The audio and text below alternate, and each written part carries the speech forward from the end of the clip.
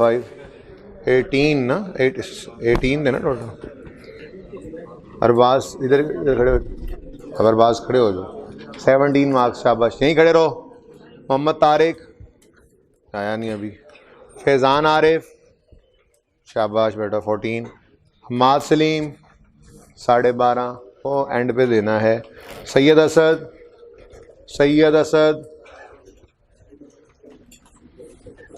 12570। हमजा अमीर चिश्ती, यही तो पढ़ने लग गया, 13.5 नंबर आ गए। 12917 female student absent. Shahbaz Taimuri थोड़ा सा गुस्से में आया वापस, थोड़ा सा तैमूरी गुस्से में आया, 12 नंबर। तैमूरी गुस्सा लाओ पढ़ाई में जी। 12569 15.5 बेटा, वेरी गुड। ये 4th रो में भेजना है। 12619 15 मार्क्स, शाबाश शाबाश बच्चों, कीप इट अप। ले जाओ यार, ये भी उठा लो, ये अलग रखना, ये उसको जाके देना है। FAR 1 मिक्स ना करना, ये गुम ना उतारो में गुम ना।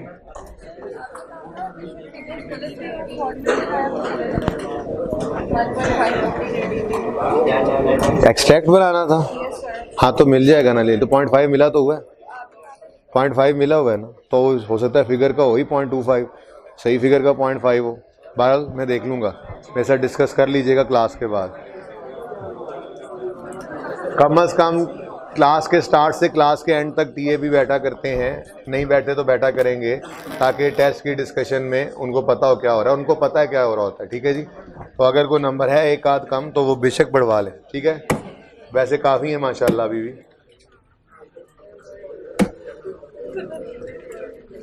अच्छा जी, पास पेपर के कुछ क्वेश्चंस दिए थे IS 16 के, काफ़ी एक में तो काफ़ी मसले मसाइल आ गए, आने दें फिलहाल, मैं अभी उस तरफ नहीं जाना चाह रहा। वैसे कौन कौन से क्वेश्चंस थे, मुझे दूसरी बुक भी दूसरी ओपन करनी पड़ जानी, बताएं ज़रा जल्दी से। पेज नंबर मुझे भी ये पता है, इसलिए कल बुक सब लेके आएंगे। पेज नंबर 579 पे क्वेश्चन 18 है। अच्छा सवाल था बहुत। हाँ, लेकिन ये जो किंग कॉन्ग लिमिटेड है 22, इसमें क्या मसला आया, इसमें क्या मसला है, इसमें कोई मसला था, किंग कॉन्ग में कोई मसला आया, तो फिर आप क्यों परेशान हो रहे हैं।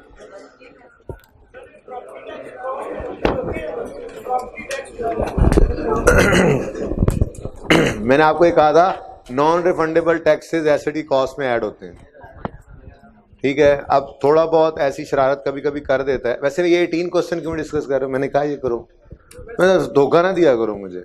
मैंने कहा 22 सबसे हो गया। होमवर्क में कौन कौन से क्वेश्चंस थे, 17, 18, 22 में किसी को कोई मसला है तो वो पूछो ना, मेरा टाइम, मैंने एक रूल आज करवाना है। जो 18 है उसकी डिस्कशन कल पे है, क्योंकि टेस्ट के अंदर भी माशाल्लाह खैर से मज़ा आना है आज आप लोगों को, तो इसलिए कल जो है वो टेस्ट की डिस्कशन के साथ शायद ये भी डिस्कस कर दूं। बहुत इंपॉर्टेंट क्वेश्चन होगा उसमें। अच्छा देखें इधर, 22 क्वेश्चन में किसी को कोई मसला, कितने बच्चों ने किया है 22? गुड, शाबाश। ओके जी, कोई बात नहीं, मैं नहीं पढ़ाऊंगा, खैर है। जल्दी से ज़रा जिन्होंने होमवर्क किया हुआ है वो आगे आ जाएं, बाकी सब पीछे चले जाएं प्लीज़। इसके अंदर 2 मिनट लगने चाहिए, उसके बाद हम चेक करेंगे और फिर पकड़े जाने वाले क्लास से बाहर। दीवार के साथ चले जाएं वो बच्चे। तुमने आज ये कहना है कि मैंने आज ही नहीं किया, है ना। तुम हर दफ़ा यही कहते हो कि मैंने आज ही नहीं किया होमवर्क। भाई होमवर्क किया हुआ है दोनों ने, तो खड़े हो जाओ ना, सोच क्या रहे हो, खड़े हो जाओ, खड़े हो जाओ, सब सब सब सब सब सब। और जिन्होंने होमवर्क किया हुआ आगे तशरीफ ले आए। हाँ, तुम दीवार के साथ हो जाओ। तुमने नहीं किया होगा, तुम भी साथ ही हो जाओगे।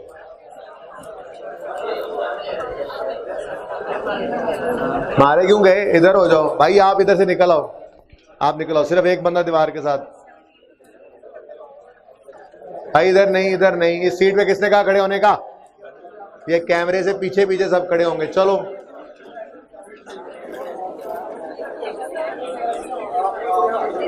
फीमेल स्टूडेंट्स को तो मैं निकालूंगा आज क्लास।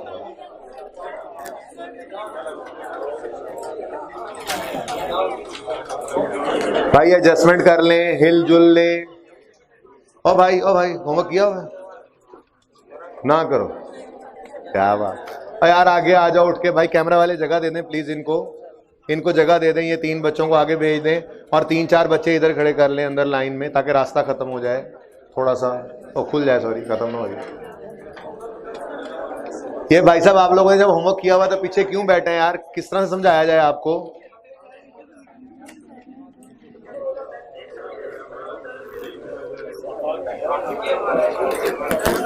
पांचवी रो में फीमेल स्टूडेंट्स, 4th रो फीमेल स्टूडेंट्स। होमवर्क किया हुआ? क्या हुआ है आजकल?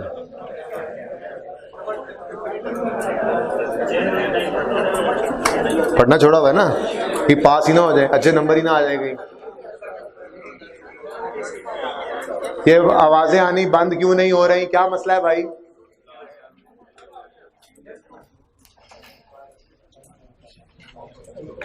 दीवार के साथ हो जाओ भाई।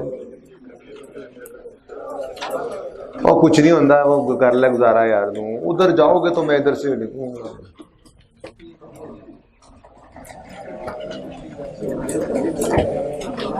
ये शक्लें पास होने वाली नहीं है, देखना चाहें तो देख लें।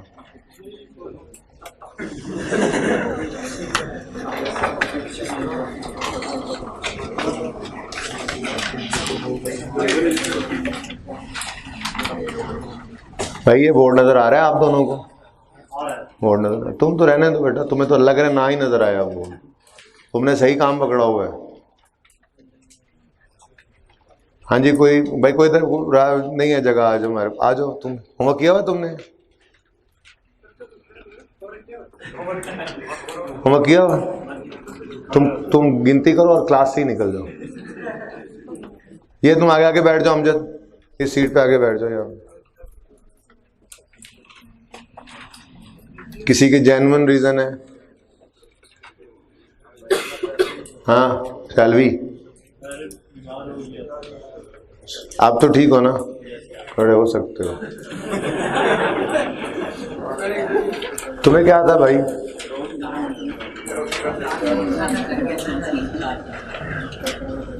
अभी उधर सांस ना रुक जाए, निकल के आगे आ जाओ, आगे आगे खड़े हो, आगे आ जाओ। कि तुम्हें सांस का मसला तभी वो नजर आता है मुझे जब तुम होमवर्क नहीं करके आते। बाकी जिन्होंने होमवर्क किया, अच्छा ये 3 क्वेश्चंस हैं, इनमें से 17 और 22 कितने बच्चों ने किया हुआ है? 17 और 22 नहीं, बैठे हुए बच्चे तो बैठे हुए हैं ना, खड़े हुए बच्चों में से कह रहा हूँ। 17 और 22, 17 और 22, ये 17 और 22 दोनों किए हुए हैं भाई आपने? 17 किया हुआ है, 22 कितने बच्चों ने किया हुआ है? बैठ जाओ, आप दोनों भी बैठ जाओ। कितने बच्चों ने?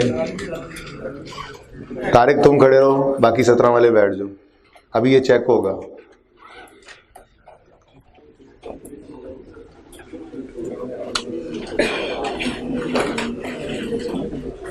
अब ये एडजस्टमेंट कर लो ना, वहीं पे बैठ गए हो तुमने होमवर्क किया हुआ है, स्टार वहां किया हुआ है, तो आगे आगे बैठो ना।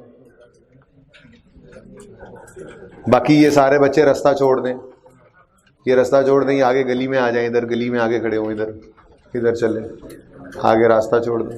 ये सेकंड लास्ट रो में एंड वालों आगे उठ के आ जाओ। मैं नहीं जिम्मेदार इस बात का कि आपको नजर ना आए कि आप लोगों ने मेरे आज 10 मिनट फिर ज़ाया किए हैं, और एंड पे आप लोगों को मैंने 4-5 संडेज के लिए बुला लेना है लगातार, और 6-6 घंटे बुलाना है, फिर ठीक रहोगे? तो क्यों नहीं काम करके आते हो? और एक उसूल याद रखो, जिस दिन भी चेक होगा यही काम होना है। अगर होमवर्क ना करके आया करो तो आगे आके बैठने की जहमत ना किया करो। ये सीट्स आप लोगों के लिए नहीं है जो अगली हैं। भाई रिकॉर्डिंग अभी नहीं शुरू करनी। भाई साहब एक्सक्यूज मी, रिकॉर्डिंग शुरू है? हाँ, इसको रोक दें और नए सिरे से शुरू करें। हम मैं ऑनलाइन वालों का इस तरह से जिम्मेदार नहीं हूँ, उन तक चीज़ें सही पहुँच जाएँ इसीलिए जिम्मेदार हूँ, लेकिन जो मेरे पास आ रहा है, पीछे निकलो, चलो रास्ते में खड़े हो गए अगले बंदे के, चलो निकल जाओ। तुम किधर आ रहे हो? कौन सा? बड़ी मेहरबानी।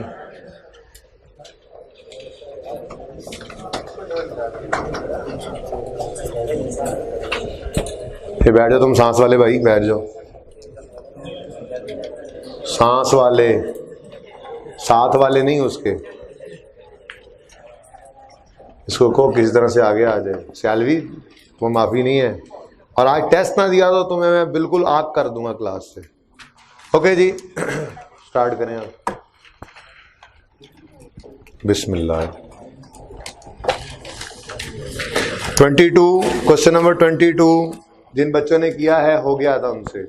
बाकी सब का होमवर्क अमजद बेटा कल बाहर ही चेक करना, इनको कल क्लास में ना आने देना। इनके ये 3 क्वेश्चंस बाहर ही चेक करना, करके आए। 18वें को रहने दें फिलहाल, पहले मैं पूछ लूँ। 17वें का तो काम ही मैंने सारा करवाया था, 17वां किया तो क्या किया, 22वां भी हो जाना चाहिए। इसकी ट्राई हो, सही बिल्कुल ना हो माफ़ी चलेगी। तो 17 तो इन्होंने किया हुआ था, इसको मैं मिटा रहा हूँ, इसमें किसी को कोई कन्फ्यूजन नहीं रहा, ठीक है। अब 22वां question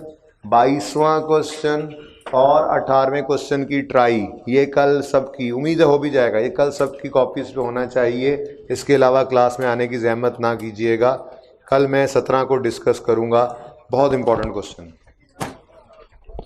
okay, accruals pre payments पे हम थे और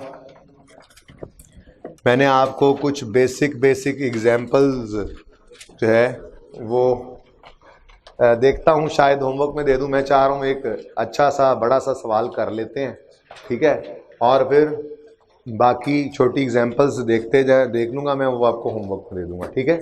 तो क्वेश्चन नंबर 1 ओपन करें, प्रैक्टिस क्वेश्चन नंबर 1, जो आपको फोटो कॉपीज़ भी प्रोवाइड कर दी थी जिनके पास बुक्स नहीं थी। बहुत इम्पोर्टेंट चैप्टर है, पूरा सवाल तो कभी कभार इसमें से आता है, लेकिन फाइनल अकाउंट की एक मस्ट एडजस्टमेंट है। पूरा सवाल भी इसमें से बन सकता है, वो भी देखेंगे इंशाल्लाह, जहाँ कहीं एक आध दफ़ा बना दो। पेज नंबर है 306 पे, तो page number 315। Mr. Amjad has hired a property on rent from Mr. Sameer. The details are given below. आज भी ऐसे बच्चे मौजूद हैं जिनके पास ये क्वेश्चन नहीं है, हाथ खड़ा करें।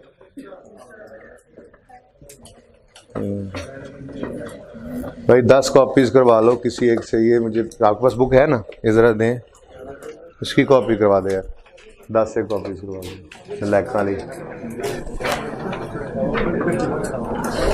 ओके प्लीज ये बातें ना करो ना यार, एजाज मसला क्या है तुम्हारे साथ, आगे तुम लोगों ने बहुत टाइम ज़ाया कर दिया। मिस्टर अमजद हैज़ हायर्ड, तबीयत लहदा ख़राब कर देते हो, टाइम लहदा ज़ाया करते हो, काम करके आया करो बेटा। आप लोगों को नहीं समझ आ रही आप किस तरफ जा रहे हो, अगर आप नहीं पढ़ रहे हो। ये जो आपने गले में अपने ढोल डाला है ना, ये अब वैसे नहीं निकलना, बुझाना पड़ेगा, समझ आ रही है बात की।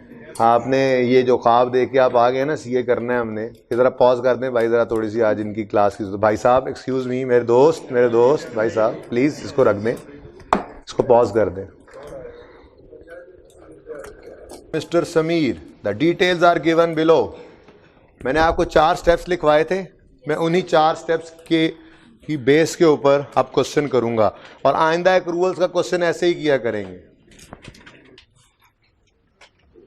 शुक्र है ब्रेक है, वरना अगली क्लास को खाओ खा बेदर्द होना पड़ता आपकी वजह से। बहुत वैसे दुख हुआ मुझे, आप लोगों से मुझे ये उम्मीद नहीं, अब क्या सॉरी। रेंट का अकाउंट, और हम असल में ना बेसिकली बी रिक्वायरमेंट है ही नहीं, समझो सवाल में हम रिक्वायरमेंट ए पढ़ रहे हैं और वही कर रहे हैं। क्या है जी, from the information given below you are required, below नहीं है, ये अबव होना चाहिए, तो अच्छा सॉरी ऊपर है requirement A. Calculate rent expense of mister Amjad for the years ended 6 और 7। अमजद ने किराए पर प्रॉपर्टी ली है, मतलब ये किराया पे करेगा, तो इसका एक्सपेंस होना है या इनकम होनी है, एक्सपेंस होना है, तो इसके एक्सपेंस का ही लेजर बना रहे हैं हम, ठीक है। तो रेंट अकाउंट मैंने कहा था एक्सपेंस का भी नहीं है ये लेजर, पेएबल प्रीपेड का भी नहीं है, पेड का भी नहीं है, बस ये एक्सपेंस का एक कंसोलिडेटेड लेजर है, सब कुछ इसी के अंदर, ठीक है। और स्टेप्स तो बाद में, पहले ज़रा इसकी शक्ल याद कर लें। मैंने आपसे कहा था कि रेंट अगर आपने एडवांस में पे कर दिया है, मैं ये चाह रहा हूँ कि मैं आपके साथ थोड़ी सी बात कर लूँ, इस तरह से ज़रा फ़ायदा हो जाएगा मुझे लग रहा है। मिसाल के तौर पे हम 2012 में मौजूद हैं, ये 2012 हमारा साल है, ठीक है जी। ये 2011 है जो गुजर चुका है, और ये 2013 है जो अभी आना है, ठीक है। हम 2012 में मौजूद हैं। मिसाल सवाल बाद में करते हैं, ठीक है, एक अच्छा काम कर लेते हैं, उससे फ़ायदा हो जाएगा। मैंने सबसे पहली चीज़ जो आपसे शेयर करनी है अब वो क्या है, एक एक्सपेंस क्लोजिंग डेट पर 31 दिसंबर 12 ज्यूम करेंगे, क्लोजिंग डेट पर प्रीपेड कब हो सकता है, बताएं। मुझे ना बताएं मुश्किल अंग्रेजियां मुश्किल नहीं बताएं मुझे। ये 11, 12, 13 सादा से 3 साल सामने है, 12 में आप मौजूद हैं, मुझे ये 12, 11, 12 और 13 की जो है वो कॉन्टेक्स्ट के अंदर बताएं, क्लोजिंग डेट पे रेंट कब प्रीपेड हो सकता है। 13 का रेंट पे कर दिया जाए 12 में। हम कहाँ मौजूद हैं? 12 में। हम कहाँ मौजूद हैं? हमने 12 में खड़े होकर एक्सपेंस पे कर दिया, वो रिलेट करता था 13 से, तो फिर हमें फ्यूचर में फायदा होना है ना। चलें बहरहाल ये लिख लेते हैं, सबसे पहली बात लिखें आज, फिर लिखें जल्दी से लिख लें। एक्सपेंसेस ऊपर हेडिंग में आया ना एक्सपेंसेस की, आज तो वैसे चल ही एक्सपेंस रहा है, इनकम की तो अभी हम गए ही नहीं ना। इनकम की तो शायद कल भी मैं ना लेके जाऊं, परसों ले जाऊं जी। कल के हाफ लेक्चर, वैसे इनकम के लिए मुझे हाफ लेक्चर चाहिए होगा क्योंकि मैं एक्सपेंसेस में सब कुछ समझा चुका हूँगा। इनकम सिर्फ जो है वो रुख बदल जाता है। एक मिरर में आप अपने शीशे में शक्ल देखो तो आपको ये वाला कान इस तरफ नज़र आता है, बस यही होता है एक्सपेंस और इनकम के केस में, ठीक है। तो कोई फ़र्क नहीं पड़ेगा, इसलिए तसल्ली से ध्यान से इस एक्सपेंस इंपॉर्टेंट बहुत ज़्यादा है क्योंकि इसकी एडजस्टमेंट तो बहरहाल लाजमी आती है, ये इसमें से सवाल भी बन सकता है बहुत आसान। ओके, मैं अब एक्सपेंसेस का लेजर बना रहा हूँ, ठीक है, एक्सपेंस का लेजर बना रहा हूँ, बस नाम अब लिखा गया है रेंट का, वो यही लिखा है क्योंकि मैंने सवाल फिर यहीं पे ही करना है। मैं एक्सपेंस का लेजर बना रहा हूं, ठीक है। कोई एक्सपेंस क्लोजिंग डेट पर ये प्रीपेड कब हो सकता है? आपने कहा अगर हम 13 का रेंट 12 में पे कर दें तो 12 में क्लोजिंग डेट पर ये क्या कहलाएगा? Closing prepaid. तो लिखो हेडिंग, क्लोजिंग प्रीपेड क्या होता है, लिखो क्लोजिंग प्रीपेड क्या होता है, लिखो और लिखते हुए तकलीफ हो इस हाथ में भी और उन टांगों में भी। कल याद आए तुम्हें, रोज ऐसे ही कर रहे हो, होमवर्क नहीं करते। पहली बारी वाला एक वो भी खड़ा है, वो देखो, वो जब भी मैं सजा देता हूं ना तो वो यही कहता है। अब तो सारी क्लास को पता लग गया, फ्रॉड लगाता है ये, हर बार गोले कराता है जी। क्लोजिंग प्रीपेड लिखो, यही आसान अल्फाज वाली बात लिखो, कोई टेक्निकल डेफिनेशन नहीं लिखनी, कोई जरूरत नहीं है, लिखो if rent is paid in 12, closing prepaid कब बनता है कि when rent is paid in 12 but services will be used / consumed कर लो, but services will be used, render नहीं बेटा, सर्विस रेंडर करके पैसे आते हैं, वो इनकम की बात होगी, ठीक है। अभी मैं कह रहा हूं सर्विस हम यूज कर रहे हैं, किसी ने सर्विस रेंडर करनी है, वो हमने यूज करनी है, तो हमारा एक्सपेंस बनेगा, ठीक है। तो मैं कह रहा हूं कि rent, if rent is paid in 12 but services will be used या कंज्यूम्ड इन 13। क्या मतलब, किराए पे मकान आज ले लिया हमने और हमने अगले 2 साल का किराया आज ही दे दिया उसको। अब इस साल के एंड पे 1 साल का किराया तो हमने अगले साल का दिया हुआ है, तो अब हमने पैसे इस साल दे दिए हैं, लेकिन सर्विसेज क्या, उसका मकान है, हमें यूज करने देगा अगला पूरा साल, ये उसने सर्विस दी भाई, उसने हमें साल के लिए हम क्या करेंगे, किराएदार जो होता है वो आते हुए वो मकान साथ लेके जो जाता है, मतलब वो जब जहाँ से चेंज करता है तो क्या कहेगा 1 साल मैंने आपको किराया दिया, अब ये मकान मेरा हो गया? नहीं, सर्विसेज ही दी थी ना, वो राइट टू यूज मकान था जिसके अगेंस्ट रेंट ले रहा था, ठीक है ना, तो सर्विसेज है, समझ रहे हो? तो when rent is paid in 12 and services will be used in, rent लिखवा दिया मैंने, चलो ठीक है, इसके आगे लिख लो व्हेन कैश, यूं लिखें, रेंट को काट के कैश लिख दें, पक्का पक्का आसान होगी बात। If cash is paid in 12 but services will be used in 13, अब ज्यादा आसान होगा, ठीक है। इफ कैश इज पेड आज but services will be used in 13, तो इसका मतलब आज हमने पैसे दे दिए, सर्विसेज तो यूज नहीं की, तो हमारे पास फिर एक प्री पेमेंट है, ठीक है, एक प्री पेमेंट है। ये प्री पेमेंट क्या है, लायबिलिटी या एसेट? क्या क्या एसेट? लिख लूं आखिरी फैसला, एसेट। क्यों जी, क्यों एसेट, बताओ फिर? फ्यूचर में बेनिफिट आएगा, फ्यूचर में पैसे आएंगे। अभी डेटर था ना, डेटर को आपने एसेट कहा था ना, तो डेटर एसेट कब बनता था, हम कहते थे जी हमने जो चीजें बेची हुई हैं फ्यूचर में हमें वो पैसे देगा, तो ये भी पैसे आएंगे। तो इसका मतलब कि राइट टू रिसीव कैश ही नहीं है सिर्फ asset, right to receive services in future भी क्या है, एसेट होता है, ठीक है। तो इसको मैंने कहा ये एसेट कैसे है, ये एसेट है इसलिए कि ये एक राइट मिला है हमें, राइट, क्या राइट है, to receive cash, right to receive services in फ्यूचरे, ठीक है जी, फ्यूट्यूरे, च्यू तो नहीं होता, वो तो फिर सही वाला लफ्ज हो जाएगा। Right to receive services in future, एक राइट मिला है, खुद को एंटाइटल्ड फील कर रहे हैं, अगला पूरा साल हम इस मकान में बैठेंगे और कोई किराया नहीं देना पड़ेगा, अगला पूरा महीना लातादाद कॉल्स और एसएमएस करेंगे और कोई पैसे नहीं देने पड़ेंगे, एंटाइटल्ड फील कर रहे हो क्लोजिंग डेट पर, एसेट, ठीक है। चलें, अगर क्लोजिंग प्रीपेड का पता लग जाए तो फिर ओपनिंग तो 1 मिनट में आप खुद बता सकते हैं। अब खुद बताएं कैश वॉज, अब हम 12 में खड़े हैं ना, तो अगर ओपनिंग डेट पे कोई प्री पेमेंट आ गई तो इसका मतलब क्या है, कैश पिछले साल आ गया था, अब सर्विसेज देनी पड़नी है, यानी कि कैश वॉज रिसीव्ड इन 12 में खड़े होकर ही कहेंगे ना कि आज हमारा ओपनिंग और आज हमारा क्लोजिंग, ठीक है।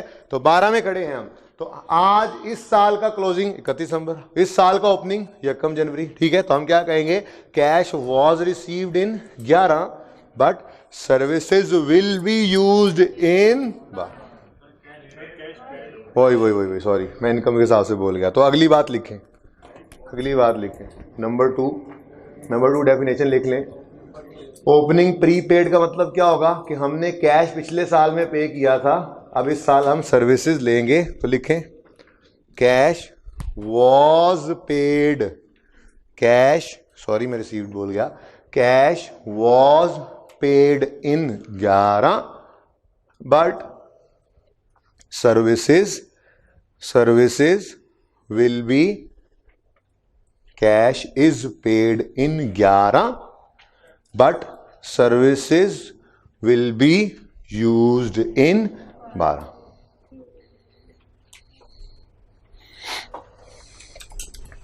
अच्छा, एक बात और, जैसे डेटर के बारे में नॉर्मल अजम्पशन करंट होती है और इन्वेंट्री के बारे में ये प्री पेमेंट प्री पेमेंट या ये जो एसेट है इसको भी नॉर्मली करंट ही अज्यूम किया जाता है, अनलेस के सवाल खुद कोई बात बता दे। सवाल खुद कहेगा वो बात ऐसी को तो फिर हम उसको समझेंगे, सवाल खुद ना कहे तो खुद से खुद इसको जो है वो ये नहीं कहते रहना।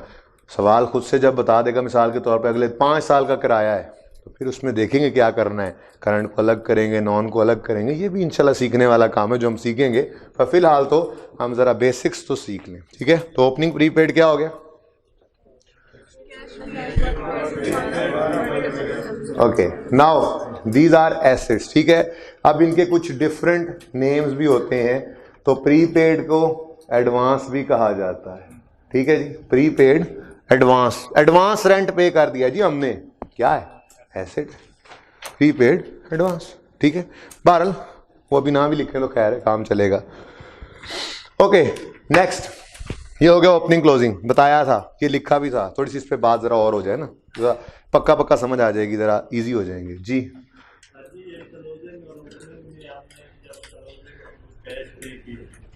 बेटा वो अभी सब्र कर जाओ, अभी हफ्ते को भी छुट्टी है, जुम्मे को भी, जरा सब्र कर जाओ, फिलहाल चलने दो, ठीक है। क्लास के बाद पूछना अगर कोई बात समझ ना आए, आ जाएगी उम्मीद है वैसे, क्योंकि बात सारी दोबारा होगी। आगे बढ़ो, अगली चीज closing payable. Closing payable liability है, बोलो लायबिलिटी है। इस तरफ आया था ये बैलेंस, इस तरफ लिखा था हमने। तीसरी बात हमने ये की थी, ठीक है, आज कर रहे हैं, बल्कि तीसरी इस तरफ लिखा था हमने क्लोजिंग पेएबल। ले जी, अब मुझे डिफाइन कर दें जरा क्लोजिंग पेएबल, इस कॉन्टेक्स्ट में क्लोजिंग पेएबल डिफाइन कर दें। हिम्मत करें, हिम्मत करें। Services have been, services are used, have been छोड़ो, services are used in 12 but cash will be paid in 13। तभी तो कहते थे पेएबल है। दिसंबर का बिजली इस्तेमाल कर ली दिसंबर की, उसका बिल आना ही जनवरी में, लेकिन एक्सपेंस तो दिसंबर का है, तभी तो कहा था आपको एक्सपेंस डेबिट पेएबल क्रेडिट की एंट्री करना, वो एक्रूअल की बात, ठीक है। चीजें आ गई हैं आज, पैसे नहीं पे किए, तो चीजें आ गई हैं, परचेज डेबिट करो, पैसे नहीं पे किए तो पेएबल क्रेडिट, क्योंकि गुड्स आ गई हैं, सर्विसेज यूज अप कर ली हैं, तो एक्सपेंस रिकॉर्ड करो, ठीक है, सही है। तो क्लोजिंग पेएबल हेडिंग बनाएं और लिखें, क्लोजिंग पेएबल क्या होता है? If services are used in 12 but cash will be paid in 13। if services are used up भी लिख सकते हैं, ज्यादा अच्छा लगेगा, ठीक है। गुड्स रिसीव्ड होती हैं ना, तो services used up, services used up. आपने 1 महीना मुझसे पढ़ लिया, मेरी 1 महीने की सर्विसेज आपने यूज कर ली। आपने 1 महीना बिजली इस्तेमाल कर ली, आपने वापडा की बिजली 1 महीने के यूनिट्स इस्तेमाल कर ली, यूज्ड अप, ठीक है। तो if services are used up in 2012 but cash will be paid in 2013, ठीक है। तो इसको हम क्या कहेंगे? क्लोजिंग डेट पे हम पर लायबिलिटी है, क्लोजिंग डेट पे हम पर लायबिलिटी है। खुद के ऊपर बोझ फील कर रहे होंगे, क्या ख्याल है? बोझ होगा ना, तो वापडा वाले आएंगे, पैसे ना दिए हुए तो मीटर काट के ले जाएंगे, क्योंकि हम सर्विसेज यूज अप कर चुके हैं, अभी पैसे पे नहीं किए, तो हम पे ये क्या है? पेएबल, ठीक है। तो क्लोजिंग पेएबल क्या होता है? Liability, liability. और ये क्या है? Right to receive cash, no, obligation to pay cash in future, वही सेम डेफिनेशन जो पहले दिन हमने लायबिलिटी की पढ़ी थी, ये वही डेफिनेशन पे वापस पहुंच गए, ठीक है। ऑब्लिगेशन, अभी कभी ऑब्लिगेशन टू प्रोवाइड सर्विसेज भी हुआ करेगा, वो देखेंगे बाद में, वो देखते हैं इंशाल्लाह 1-2 दिन में आएगा, वो इनकम के केस में होगा। बहरहाल फिलहाल ये क्या है? Obligation to pay cash in future, हमने पे करना है, और यहां पे हम क्या कह रहे थे? रिसीव। तो कुछ भी रिसीव, राइट टू रिसीव है, अगर कोई राइट टू रिसीव है तो वही तो हमारा एसेट है। हमें कुछ फायदा आना है और यहाँ पे हमारे को रिसोर्स जा रहा होता है, ठीक है। तो liability to pay cash in future, ठीक है, liability to pay cash in future. ये क्या है? क्लोजिंग पेएबल क्या है? लायबिलिटी है। आपको भी नजर आ रहा था क्लोजिंग पेएबल लायबिलिटी। क्यों पेएबल? सर्विसेज यूज अप कर ली है, बिजली इस्तेमाल कर ली है, उस्ताद से ट्यूशन पढ़ ली है, बात करो, ठीक है, चीजें रिसीव कर ली हैं। तो आपने गुड्स या सर्विसेज जो दूसरे का हक बनता तो उसने पूरा कर दिया है, और जब आपने रिसीव कर ली है तो आप पैसे दो, पैसे दे दिए तो कैश क्रेडिट, नहीं तो पेएबल। क्लियर? सही है। ओपनिंग पेएबल, ओपनिंग पेएबल ये तो खुद बता देंगे आप, बताएं जी। ओपनिंग पेएबल सोच के, खैर अच्छा उर्दू में बोल दो, मुझे कोई इससे, मैं तो इसको इतनी आसान अंग्रेजी में लिखा रहा था, अभी ख्याल नहीं आया, अगली बार वाले बच्चों को ये भी उर्दू में लिखवाऊंगा, जैसे उर्दू में मैं लिखवाता होता हूँ, बिल्कुल उर्दू में लिखवाऊंगा, सादा अल्फाज में बता दो, मुझे बता दो कि ओपनिंग पेएबल का मतलब क्या। देखो समझना क्लोजिंग को आसान है ना, क्लोजिंग को समझना आसान है, तो ओपनिंग उसके हिसाब से बस पिछले साल पे ले जाओ। Services were used up in 11 but cash will be paid in 12। तो ओपनिंग डेट पे खड़े होकर हम कहेंगे लो जी ये पैसे पहले ही देने ने, इस साल में जाहिर सी बात है फिर पे करेंगे भी सही, ठीक है। तो ओपनिंग पेएबल के साथ आपने क्या डेफिनेशन लिखी? इफ सर्विसेज वर, ठीक है 12 में खड़े हैं, नहीं यूं कह रहे हैं, if services were used up, used in 11, बिजली इस्तेमाल की थी 11 में, चीजें आ गई थी 11 में, ठीक है। If services were used up in 11 but cash will be paid in 12, तो इसका मतलब है ये ओपनिंग पे पेएबल है। बहरहाल समझने वाली चीज क्या है? समझने वाली चीज है क्लोजिंग। ओपनिंग तो आसान है, नहीं समझ आए, ओपनिंग ना समझ आए तो पिछले साल क्लोजिंग पे चले जाओ। क्लोजिंग समझना आसान है, क्लोजिंग समझना आसान है, और टेक्निकल ज्यादा बात तो यही थी बाहर। तो ना समझ आए इस साल को ओपनिंग, तो 11 की क्लोजिंग पे चले जाओ, वहीं से भी बात पता लग जाती है। बहरहाल काफी होगी बात ऑलरेडी, ठीक है। अच्छा अब अगली बात, पेएबल के भी और डिफरेंट नेम्स हैं, ठीक है, जो कि बहुत जरूरी है पता होने। इसको ड्यू, एक्रूड, एरियर, आउटस्टैंडिंग, ये सारे नाम इंटर, ये मैं आपको बता दूंगा कहाँ लिखे हुए हैं किताब में, बाहर यहां लिख लें तो क्या ही बात है, ठीक है जी। ये सब के सब अल्टरनेटिव नेम्स हैं। अब मैं क्लोजिंग के साथ नहीं लिख रहा, एक जगह लिख दिया। पेएबल को ड्यू भी कहा जाता है, क्या मतलब? इलेक्ट्रिसिटी पेएबल, किसी ने कहा इलेक्ट्रिसिटी ड्यू, वही बात। किसी ने कहा इलेक्ट्रिसिटी एक्रूड, एक्रूड इलेक्ट्रिसिटी, वो भी वही है। किसी ने कहा आउटस्टैंडिंग इलेक्ट्रिसिटी बिल, उसका मतलब भी यही है, ठीक है। इन एरियर बोल दिया, नहीं बोला? चलें जी, ये मैंने कहा कि ये जो पेएबल है, पेएबल इसके डिफरेंट और नेम्स भी हो सकते हैं। इसको ड्यू भी कहते हैं, एक्रूड भी कहते हैं, एरियर भी कहते हैं, आउटस्टैंडिंग भी कहते हैं। Mister standing, why you don't have done your homework? You don't remember? Next time I will. You are talking in English? Okay, tell me. रहने दे is not English word. Next time. Talk.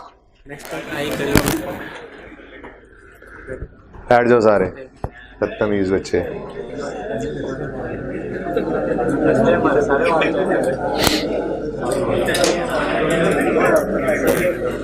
जिसने ये अपने आप के साथ वादा कर लिया है वो बैठे, जिसने अभी तक भी नहीं नियत की कि मैंने पढ़ना है, होमवर्क करना है, वो बेशक ना बैठ। यार तुमने होमवर्क क्यों नहीं किया? मुझे रोज ये क्यों लगता है तुम क्यों पढ़ना छोड़ चुके हो, क्यों नहीं किया तुमने? हाँ, एक अच्छा स्पोर्ट्समैन कैसे एक अच्छा स्टूडेंट नहीं हो सकता, मुझे नहीं पता। क्यों नहीं किया होमवर्क? हिसाब दो, जवाब दो, बोलो।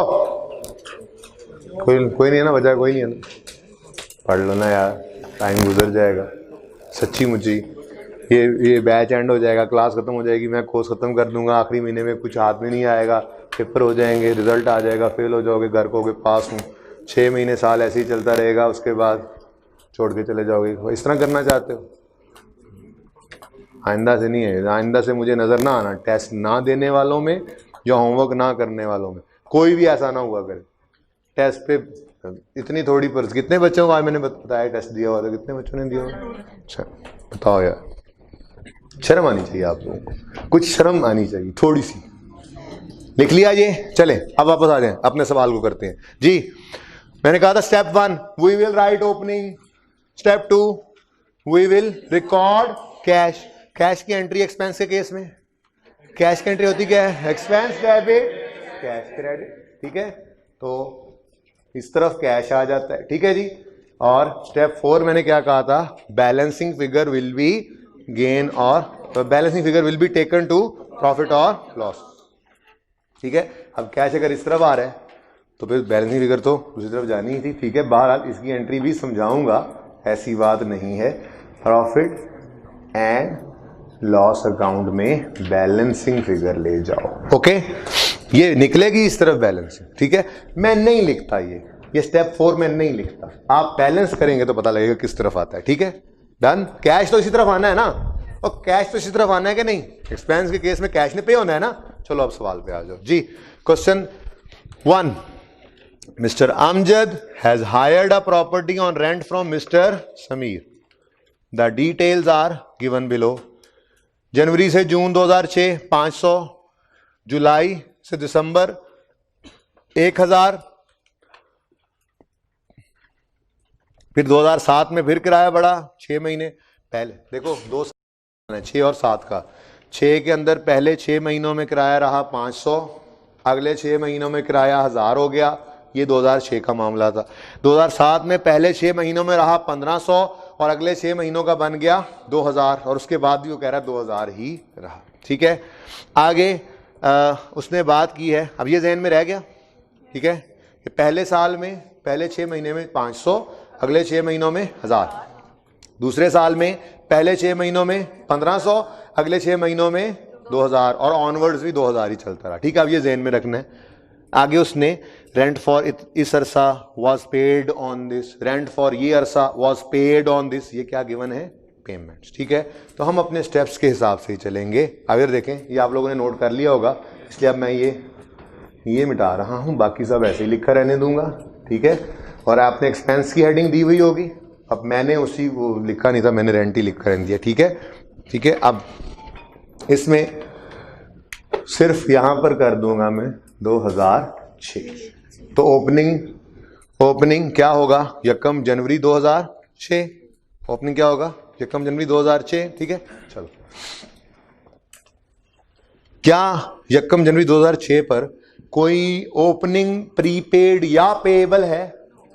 उसने हायर ही प्रॉपर्टी अभी की है, ठीक है। इसका मतलब there is no opening prepaid, no opening payable. चलो टेंशन मुक्की, पहला स्टेप हो गया, स्टेप 1 हो गया, ठीक है। स्टेप 1 बस हो गया।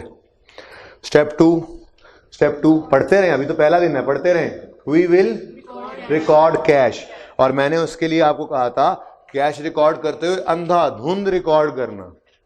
कैश रिकॉर्ड करते हुए नहीं देखना कि ये हमारे साल के किसी अरसे का है या अगले 50 साल का भी है। हमारे साल 31 दिसंबर 6 से पहले 31 दिसंबर 6 तक अगर हमारी जेब से रुपया निकल गया है तो हमने उसको क्रेडिट करके दूसरा इम्पैक्ट यहां पर देना ही देना है। तो मैंने इसलिए शायद कुछ इस किस्म की बात लिखवाई भी थी कि while recording we will ignore हाँ time period covered by the payment, ठीक है। बात समझ गए हो? तो अब बताओ रिकॉर्डिंग कहाँ पे लिखी हुई है? ये जो किराए पर मंथ के नीचे लाइनें हैं इसमें लिखी हुई है। 1 2 3 4 5 बुलेट्स हैं। 5वां बुलेट तो लिखा हुआ है ये एंड इज 31 दिसंबर, वो मैंने आपको वैसे ही बता दिया। अब 4 बुलेट्स हैं, 1 बाय 1 पढ़ते हैं। कहता है rent for January to June 2006, 6 महीनों की बात कर रहे हैं। वो 6 महीने जिनमें किराया 500 रहा था। Rent for January to June was paid on 30 June, was paid on, भाई हमारी बला से जोन से मर्जी महीने का ये रेंट है, पेमेंट किस दिन हुई है? 30 जून, आगे भी बोलो 30 जून 6, 30 जून 6 हमारे साल में आ रहा है। यकम जनवरी से 31 दिसंबर, ऐसे लिख लेता हूं। अब चलो चेंज ही कर लें, ठीक है। यहाँ पे तो कुछ था ही नहीं, इसलिए ओपनिंग कुछ आया ही नहीं। बहरहाल 30 जून की हम 31 दिसंबर 6 पे, ये यकम जनवरी 6 है, तो 30 जून हमारे साल में है, पेमेंट हमारे साल में हो गई, मस्ट है इसे रिकॉर्ड करना। कोई इजाजत नहीं है कि आपको जी सिर्फ 2 साल के कर लें। भाई मैं कह रहा हूं अगले 100 साल की भी पेमेंट किसी को कर दी है ना, आज पेमेंट हुई है, जेब से पैसा निकला है, रिकॉर्डिंग होनी है, बगैर ये देखे हुए कि कितने अरसे की पेमेंट है। तो step 2, we will record cash, while recording cash we will ignore the period covered by the payment. ठीक है, तो किस दिन 30 जून 6, ऊपर मेरे पास अब यकम जनवरी 6 लिखने की जगह नहीं थी। ठीक है, तो आपको पता है ओपनिंग उस दिन ही होना है। 30 जून 6 कैश। अब जरा यहां पर देखने के लिए थोड़ा देखना पड़ गया, 500 था पर मंथ, और कब से कब तक का किराया है, यकम जनवरी से। कितने बच्चों ने घर जाके ये एक सवाल ट्राई किया था? ओके गुड, मुझे बताइएगा जरूर कि कितने एंड पे, इस साल जब ये पहला एंड करता हूं, कितने बच्चों का ये बिल्कुल सही था जी। 500 इंटू 6 जी 3000 ले, होगी रिकॉर्डिंग जी सर, जिस मर्जी अरसे किया। इस स्टेप में तो हम देखते ही नहीं है कि पेमेंट का पीरियड साल से पहले का या साल से भी आगे, वो तो हम तीसरे स्टेप में जाकर देखते हैं। ठीक है, आगे बढ़ो। फिर क्या कहता है next bullet, rent for July 2006 to September 2006 was paid on September 30 2006। September 30 हमारे साल में है, जिस मर्जी अरसे की पेमेंट है हमारे साल में, वी विल रिकॉर्ड जी किस दिन, 30/9। एंट्री बोलो, एंट्री बोलो, एंट्री पिछली बार बोली नहीं, भूल गया मैं। एंट्री बोलो, कैश रिकॉर्ड करने की एंट्री बचपन से पढ़ते आ रहे। ये पास होने वाले सब बोल दो, बाकी रहने दो। ठीक है जी, रेंट एक्सपेंस डेबिट कैश। यहां मैंने एक्सपेंस नहीं लिखा हुआ, मैंने यहाँ पे ओपनिंग पेबल भी नहीं लिखा हुआ, यहाँ प्रीपेड भी नहीं लिखा हुआ, यहाँ पे पेड भी नहीं लिखा हुआ। ये तो कह रहा हूं मैंने रेंट कह दिया इसको, और तीनों चीजों को इसी में इकट्ठा कर दिया, ताकि अलग अलग मुसीबत में पड़ने की बजाय यहीं से एक फिगर निकाल लिया करेंगे। ठीक है, तो एंट्री क्या है, rent expense debit cash credit जी। अब 500 इंटू 3 महीनों का है, 1000 हो गया था। यकम जुलाई 6 से किराया बढ़ चुका है, जुलाई अगस्त सितंबर, वो कहता है इन 3 महीनों का किराया 30 सितंबर को पे हुआ, तो 1000, इसको जरब कहते हैं ना, जरबे 3000।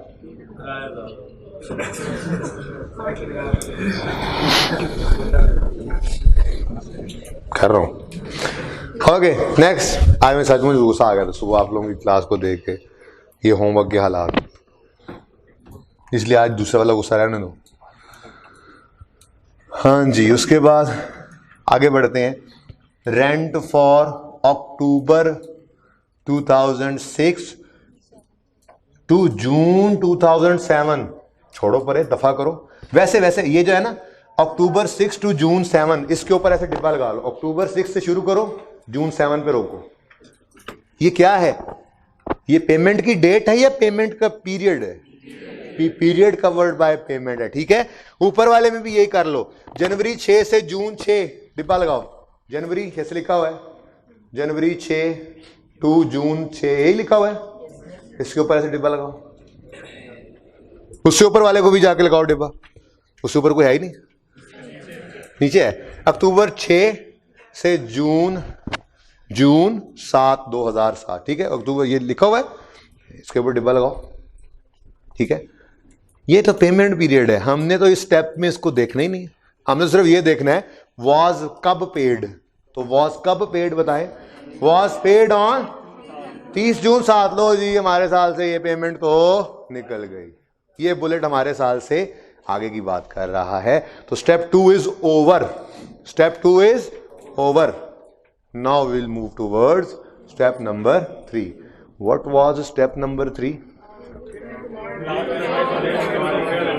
We will calculate closing. उसमें क्या करना है वो बाद में बताना। तो स्टेप 3 है क्या, हम क्लोजिंग कैलकुलेट करेंगे, आगे बाद में जाके देखते हैं कि क्या करना है। ठीक है, तो हम क्लोजिंग कैलकुलेट करेंगे, और ये सारी डिस्कशन इसीलिए की है मैंने। बहरहाल फिर भी मैं यहां पर 1 2 3 4 5 6, ओहो कभी दिन कम कभी ज़्यादा हो जाते होते हैं, ठीक है। ये हमारा साल है, जनवरी फरवरी मार्च अप्रैल मई जून जुलाई अगस्त सितंबर। ये आपके पेपर सितंबर में होते हैं। दिल ये फरवरी देखो, दिल छोटा होया बड़ा होता है, दिन छोटे छोटे जल्दी जल्दी टाइम गुजर जाता है। ये वो मार्च में पेपर देने के बाद ये सितंबर में, और ये ठीक है। वैसे ही सेल ज़्यादा परेशान होने की जरूरत नहीं है, आसान से सवाल होते हैं ये जी। स्टेप 4 क्या था, स्टेप 3 क्या था, वी विल कैलकुलेट क्लोजिंग। उसका तरीका बताया था आपको, क्या, while calculating closing we will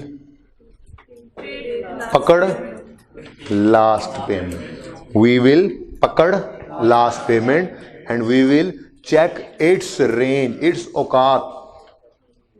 हम पकड़ लेंगे आखिरी पेमेंट को और उसकी रेंज चेक करेंगे। बात की थी तफसील से ये वाली। अगर तो उसकी रेंज हमारे साल से पहले ही गिर जाए, खत्म हो जाए, तो इसका मतलब साल का कुछ अरसा, आखिरी पेमेंट भी जब वहां तक नहीं पहुंची साल के एंड तक, तो मतलब साल में कुछ अरसा पेबल रह गया, फिर उस पीरियड में पेमेंट नहीं हुई। और अगर उसकी रेंज हमारे साल का सीना चीरती हुई आगे निकल जाए तो क्लोजिंग में प्रीपेड, ठीक है। तो चलो मुझे बताओ आखिरी पेमेंट किस दिन हुई है। आखिरी पेमेंट क्यों कह रहा हूं, आखिरी पेमेंट रिसेंट तो वही है ना। आखिरी पेमेंट 30/9/6, इधर देखो, ये यहां कहीं 30/9/6 बनता है, ठीक है। ये था जी 30/9/6 और इस पेमेंट को मैंने यहां पे लिखा कितना जी, और मैंने कहा जरा अपनी औकात तो बताना। तो उसने कहा पेमेंट पीरियड पढ़े, फिर डिब्बा लगाया, पढ़े अभी जुलाई से सितंबर। उन्हें कहा ऐते तक करी सी, मेरी रेंज तो बस यही थी। यहां पे यूं नहीं लिखते, यूं लिख लो, ये 3000 जो इस दिन पे किया, इससे पूछा तुम्हारी रेंज, उसने कहा यहां से यहां। वो तो फिर आपको पहले ही पता लग गया, ये वाले जो महीने थे जनवरी से जून तक वाले, ये तो 30 जून को पे हो चुके थे। अब अगले 3 महीने का कराया, अगले 3 महीने का कराया, तीसरे महीने के एंड पे हमने पे कर दिया और ये आखिरी पेमेंट थी।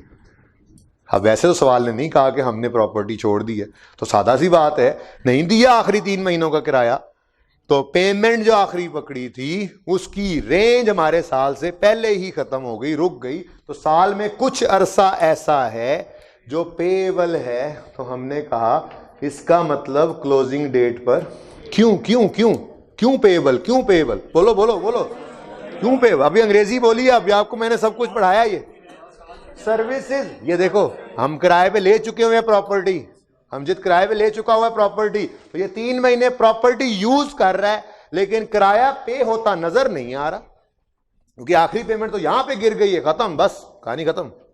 तो आखिरी 3 महीने प्रॉपर्टी यूज कर रहा है, लेकिन आखिरी 3 महीने का किराया पे होता नजर नहीं आ रहा। इसलिए कहा था सर्विसेज आर यूज्ड इन 6, अब यूं कह लें services are used in 6 but cash will be paid in, पूरे साल का होना जरूरी नहीं है, 1 महीने का भी पे ना हुआ तो क्लोजिंग में पेबल था। तो 9 महीने का किराया पे हो गया, ठीक है। 3 का नहीं हुआ तो वो पेबल तो है, ठीक है। एक्सपेंस तो इसी साल का है, मकान तो इसी साल में 3 महीने इस्तेमाल किया है। सैलवी साहब उठ जाए फिर आपने कहना समझ नहीं आ रही, ठीक है। जाग के सुने आप, बल्कि खड़े हो जाए, आप खड़े हो जाओ। और यार नहीं ज़्यारत नहीं करवानी, जरा सुस्त हो रहा है, खड़े हो जाओ, ये इंपॉर्टेंट बात चल रही है। तुम पहले, ये कुछ भी नहीं हुआ था हफ्ते वाले दिन, आखिरी 10-15 मिनट में जो बात हुई थी मैंने और 10 स्ट्रेस से कर ली है, तो ध्यान से सुनो तो सही, ठीक है। बैठ जाओ, जाग गया जी, सही है, बात समझे हो। क्लोजिंग पेबल का मतलब समझ आया। Services are used up in 6, cash is not paid, लेने तो आ जाएंगे अगले, तो लाजमी लेंगे, तो cash will be paid in, अब नॉर्मल असम्पशन ये होती है अगले साल में पे हो जाएगा। तो this is, there is no closing prepaid, यूं कह लूं, ठीक है, and the closing payable is there.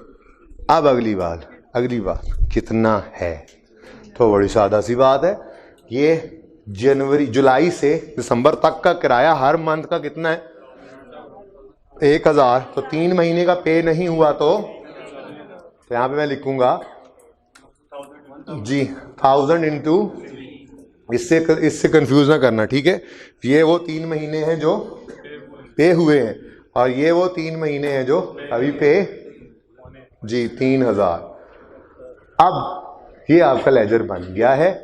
Opening कोई है नहीं, क्लोजिंग प्रीपेड है नहीं, ये फिगर्स आ रही हैं। Number 4 step is balancing figure will be gain और लॉस। बताओ कितना? 9000। Balancing figure will be taken to profit and loss account. आपने कहा 9000, ठीक है। एक्सपेंस है, एक्सपेंस है। चलो देख लेते हैं, जरा थोड़ी सी बात भी कर ले, जबानी करते हैं चेक कि हमने जो मैकेनिज्म बनाया सही भी चला कि नहीं, ठीक है। तो जरा देख लेते हैं। अगर 500 किराया पहले 6 महीने रहा तो कितना किराया बनता है? 3000। और अगले 6 महीने 1000 किराया रहा तो कितना बन गया? तो 3 और 6 कितना बन गया? तो 3 और 6 बनता कितना है? 9000। हमारा खर्चा कितना हो गया है? 9000 भाई, 9000 क्यों 6 का है? हमारा 9 महीने किराया उसे आज बिल्डिंग छोड़ दो, यहां बिल्डिंग छोड़ दो, तो क्या कहोगे? मेरा खर्चा तो 6000 था। वो कहेगा जी सिक्योरिटी रखी है ना मैं वो को नहीं मोड़ रहा, मैं 2 महीने किराया रखा सी ताड़ा, कहते हैं ना हॉस्टल वाले, 2 महीने का किराया एडवांस दे दें, फलां कर दें, ये कर दें, वो कर दें, सिक्योरिटी यहाँ वहां पता नहीं क्या कुछ, इसीलिए लेते हैं, ठीक है। तो आप आज बिल्डिंग छोड़ दें तो क्या वो आपसे 3 महीने का किराया लेगा? आपको नहीं यार, मैं तो अब बिल्डिंग इस्तेमाल नहीं कर रहा, तो कहेगा पिछले 3 महीने जड़ी इस्तेमाल की थी वो। तो बात समझिए, हम पे एक्सपेंस तभी पड़ जाता है जब हम गुड्स रिसीव कर लेते हैं, पैसे ना भी दें, और सर्विसेज यूज अप कर लेते हैं, पैसे ना लें, सॉरी पैसे ना पे करें। बात समझे हो? तो हम पे बोझ कितना था? 9000। हमने किराया कितना देना, हमारे जिम्मे किराया बनता कितना था? 9000। पे कितना कर दिया? तो बाकी 3 क्या है? ये है एक्रूअल। ये एक्रूअल का कॉन्सेप्ट है बस। खर्चा हमारे जिम्मे था कितना? 9000। कितना पे कर चुके? तो बाकी 3000 पेएबल। अब अगली बात, इसके सामने तो लिखा भी हुआ है, फिर भी बता दो, ये एक्सपेंस है ना, एक्सपेंस है, ये खर्चा हो गया है, ये खर्चा, अहम बात है, समझो इस बात को, अब समझो इस बात को। मैं कह रहा हूं ये खर्चा 2006 में हो चुका है, पे हुआ की बात नहीं कर रहा, ये हो चुका है का मतलब होता है इनकर हो गया। पे हुआ या नहीं हुआ? इनकर्ड, यूज्ड अप, खर्चा ये हो चुका है। ये एक्सपेंस पे हो या ना हो, ये 2006 के प्रॉफिट एंड लॉस में एज एन एक्सपेंस नजर आना चाहिए, क्योंकि हमने ये बिल्डिंग 2006 में इस्तेमाल की है, पेमेंट का तो इंतजार नहीं किया करते हैं। बात समझे हो? इसी को कहते हैं एक्रूअल कॉन्सेप्ट, ठीक है। एक्रूअल कॉन्सेप्ट क्या कहता है? अभी इनकम पे जाएंगे जब, कल देखता हूं, कल भी कंफर्टेबल हुए तो जाएंगे, ठीक है। एक्रूअल कॉन्सेप्ट क्या कहता है? आपने गुड्स रिसीव कर ली, सर्विसेज यूज अप कर ली, एक्सपेंस रिकॉर्ड करो, कैश पे हो गया तो क्रेडिट कर दो, नहीं हुआ तो पेएबल क्रेडिट करो। रेवेन्यू केस में, सेल केस में क्या कहते हैं? आपने गुड्स डिलीवर कर दी, सर्विसेज रेंडर कर दी, आप सेल रिकॉर्ड करो, कैश आ गया है तो कैश डेबिट, नहीं तो रिसीवेबल डेबिट। एक्रूअल बेसिस पे काउंटिंग कर रहे थे, ठीक है। बात समझे? ये बेसिक पिलर है जिसके ऊपर फाइनेंशियल स्टेटमेंट्स खड़ी होती हैं। जो फाइनेंशियल, जो आप इनकम स्टेटमेंट बैलेंस शीट बनाएंगे हम, 2 पिलर्स हैं, एक गोइंग कंसर्न अजम्पशन है, आखिरी क्लास में समझाऊंगा जाके वो क्या होती है, इस पहले जरूरत नहीं है, और एक ये है accrual basis of accounting. Accrual basis of accounting, तो इसका नाम एक्रूअल एंड प्री पेमेंट्स होने की बजाय मेरे हिसाब से चैप्टर का नाम होना चाहिए था एक्रूअल बेसिस ऑफ अकाउंटिंग।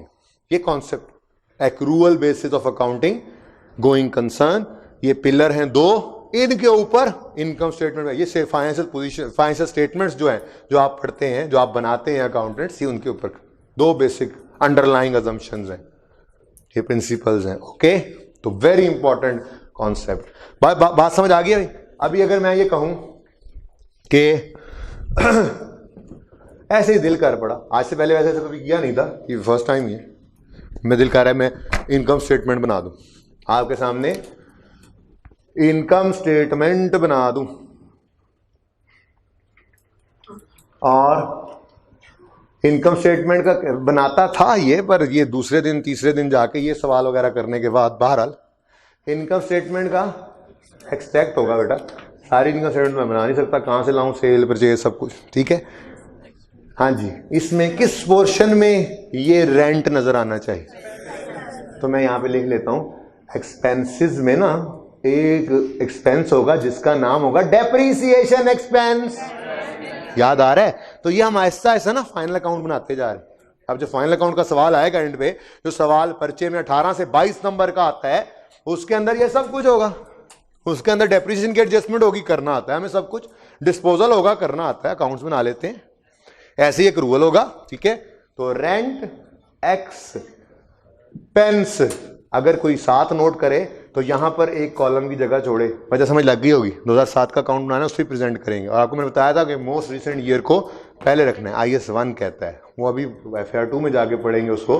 बहरहाल 2006 अभी लिखता ही नहीं हूँ साथ, ठीक है, लिखता ही नहीं हूँ साथ जी। रेंट एक्सपेंस 9,000, ठीक हो गया, सही हो गया। अगली चीज, ये तो एक्सपेंस था, प्रॉफिट एंड लॉस में चला गया, बाकी क्लोजिंग बैलेंसेस कहां जाया करते हैं? क्लोजिंग बैलेंस बैलेंस शीट में जाते हैं, एसेट्स हों लायबिलिटीज हों, तो ये एसेट है लायबिलिटी है, लायबिलिटी बैलेंस शीट्स नहीं, एक्सट्रैक्ट्स, ओके। इसमें नॉन करंट एसेट अज्यूम कर लें, एसेट तो है ही नहीं, लायबिलिटी है। बहरहाल प्री पेमेंट आएगी तो एसेट बनेगा ना, मैंने आपको कहा कि नॉर्मल असम्पशन क्या है, ये करंट एसेट्स होते हैं, ठीक है। बहरहाल फिलहाल तो ये करंट लायबिलिटीज का पोर्शन जो है, करंट लायबिलिटीज का जो हेड होता है, हम ये हेड्स भी बनाएंगे इंशाल्लाह, इनकम बैलेंस शीट बनाते हुए अलग अलग किया करेंगे, एसेट्स में नॉन करंट अलग, करंट अलग, बड़े हो जाएंगे ना वो बैलेंस शीट तक पहुंचते पहुंचते तो हमें पता होगा सब, ठीक है।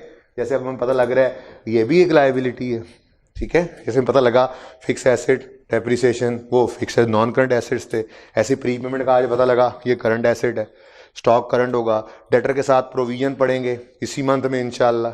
इसके बाद बैड डाउटफुल डेट, तो वो जिस तरह डेटर जिस तरह एसेट के साथ डेप्रिसिएशन आती थी, वैसे बैड डेट्स के साथ वो प्रोविजन आएगी, बिल्कुल वैसे ही लगेगा कि आप वही चीज़ें पढ़ते जा रहे, मिलती जुलती चीज़ें ना भी मिल रही हो तो मैं ज़बरदस्ती मिला जुला कर ही पढ़ाता हूँ आपको, और आपको भी फील होता है कि वाकई यार कोई नई चीज़ नहीं है, सब आसान है, अकाउंटिंग में तो सब अच्छा है।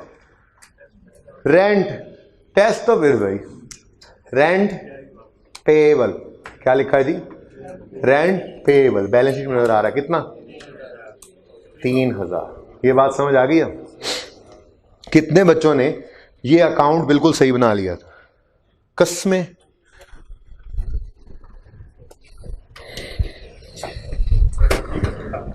अच्छा, अब मैं ना इसके नीचे ही कंटिन्यू कर रहा हूं, तो ये सबने नोट किया हुआ, यहां तक तो सबने ये लिख लिया ना, ये पहले बनाया था जो ये इंपॉर्टेंट बातें थी, ये लिखनी चाहिए थी, सबने ये लिखा हुआ है। किसी ने नहीं लिखा तो तस्वीर बनाई तो जल्दी से कर लेंगे काम। यहां तक मैं ये अकाउंट नहीं मिटा रहा, मुझे सिर्फ ये वाली जगह चाहिए, मैं नीचे एक लेजर अगले साल का यही कंटिन्यू करना चाह रहा हूं प्लीज।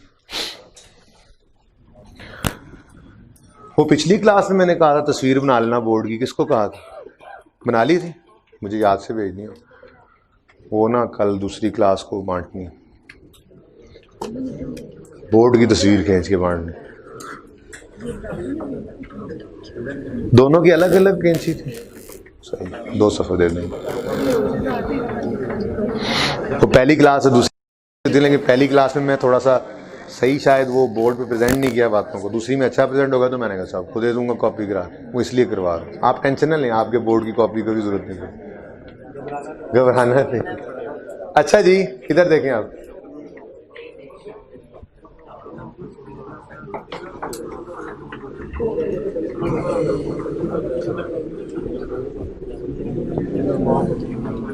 अच्छा जी, आप चाहें तो इसी अकाउंट को कंटिन्यू कर लें, कोई जरूरत नहीं है नया अकाउंट बनाने की। चाहें तो नया अकाउंट बना लें। क्या करना चाहेंगे? इसी को कंटिन्यू करेंगे? ओके चलें, कोई नहीं, इधर ही लिखा रहे, ठीक है। बस दोबारा से नाम नहीं लिखना पड़ेगा, अकाउंट का साल नहीं लिखना पड़ेगा, बस यहाँ पर मुझे 31 दिसंबर 16 ऐड करना पड़ जाएगा। अच्छा 6 है, 6, और यहाँ पर मैं कह दूंगा 1 जनवरी 7। अच्छा तो लिखने तो दो। ओपनिंग प्रीपेड, क्लोजिंग में कोई प्रीपेड नहीं था तो ओपनिंग में भी कोई प्रीपेड नहीं है। कुछ दिन इकट्ठे लिखते रहेंगे, ये एंड पे जाकर भी देखा करेंगे, जो चीज़ हुआ करेगी सिर्फ वही लिखेंगे। ओके आगे जी, 1 जनवरी 2007 ओपनिंग में पेबल कितना? क्लोजिंग पेबल पिछले साल का इस साल का बन जाएगा ओपनिंग पेबल। ठीक हो गया जी। Step 1 is done. स्टेप 1 क्या था? वो जो काम करते हैं स्टेप 1 ही था। अगला साल कंटिन्यू करते हैं, सबसे पहले क्लोजिंग को ओपनिंग बनाओ। क्लोजिंग को ओपनिंग बनाया, step 1 has been done. Number 2, we will record cash. We will record cash. चलो जी, अब पेमेंट्स तो पड़ी थी सारी, नीचे 2 बुलेट्स रह गए थे, तीसरा तो आखिरी बुलेट तो वैसे ही हमने पढ़ लिया। हाँ, रेंट फॉर, आगे तो डिब्बा लगा, वो तो हमने स्टेप में पढ़ना ही नहीं, वो तो हम बाद में पढ़ेंगे। तो रेंट फॉर पता नहीं कौन सा पीरियड वॉज पेड ऑन 30 जून 2007। ठीक है जी, ये हमारा अब 2007 साल पड़ा। ठीक है, तो 30 जून 2007 में आता है ना, ये पता नहीं किस अरसे की पेमेंट है, हमें इससे क्या लेना देना। हमें तो सिर्फ ये पता है 30 जून 7 हमारे 2007 के साल में आता है तो हमने इसकी पेमेंट को रिकॉर्ड करना है। तो पेमेंट को रिकॉर्ड करने की एंट्री बोलो, एक्सपेंस रिकॉर्ड करने की entry, expense debit cash credit. किस दिन? 30 जून एंट्री, फिर बोलो एक्सपेंस, पास होने वाले बोल दो, बाकी कह रहे हैं एक्सपेंस डेबिट।